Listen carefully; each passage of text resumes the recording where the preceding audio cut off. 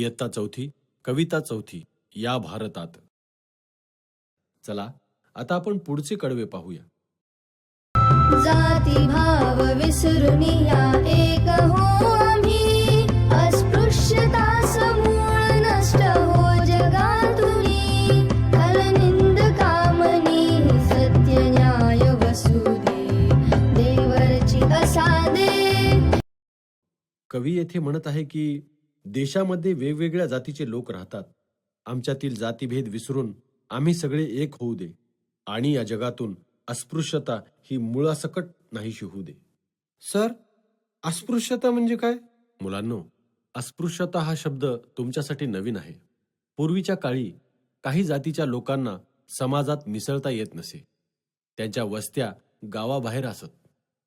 त्यांच्या स्पर्शाचाही विटाळ मानला जायचा. त्यांना मंदिरात, हॉटेलात, इतर लोकांच्या घरात प्रवेश देत नसत. अस्पृश्यता पाळणे ही एक अनिष्ट रूढी होती. भारताला स्वातंत्र्य मिळाल्यावर कायदा करून ती रूढी बंद करण्यात आली. पण तरी लोकांच्या मनातून ही गोष्ट पूर्णपणे नष्ट झाली नव्हती. म्हणून ती जगातून मुळासकट नाहीशी होऊ दे असा आशीर्वाद कवी मागत आहे. कवी पुढे सांगतात की दृष्ट प्रवृत्तीच्या निंदा करणाऱ्या लोकांच्या मनातही सत्याची, न्यायाची चाड असू दे असा आशीर्वाद आम्हाला दे. चला आता आपण पुढचे कडवे पाहूया. सौंदर्य रमो घराघरात स्वर्गीया परी, ही नष्ट होऊ दे विपत्ती भीती बोहरी, तुकड्यास सदा सर्वदा सेवेत कसू दे, या भारतात बंधुभाव नित्य वसू दे, देवरची असादे, देवरची असादे, देवरची असादे.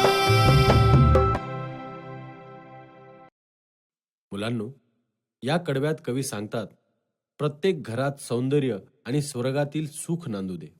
कवी स्वतःच्या नाममुद्रेचा वापर करून म्हणतात की हे देवा, या तुकड्यास म्हणजेच स्वतः राष्ट्रसंत तुकडोजी महाराज यांना तुझ्या सेवेसाठी तत्पर ठेव, असाच आशीर्वाद मला दे.